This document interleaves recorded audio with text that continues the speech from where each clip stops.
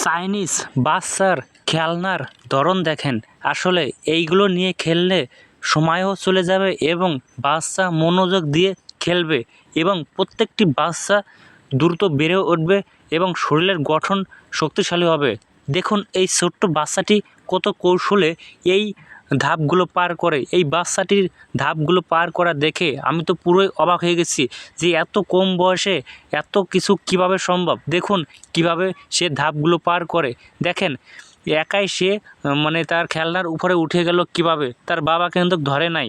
আমি তো পুরো অবাক হয়ে গেছি এই ছেলেটির কাজ দেখে। দেখুন অবশ্যই পুরো ভিডিও দেখবেন, দেখলে বুঝতে পারবেন যে এই ছোট্ট ছেলেটির অবাক একটা কাণ্ড।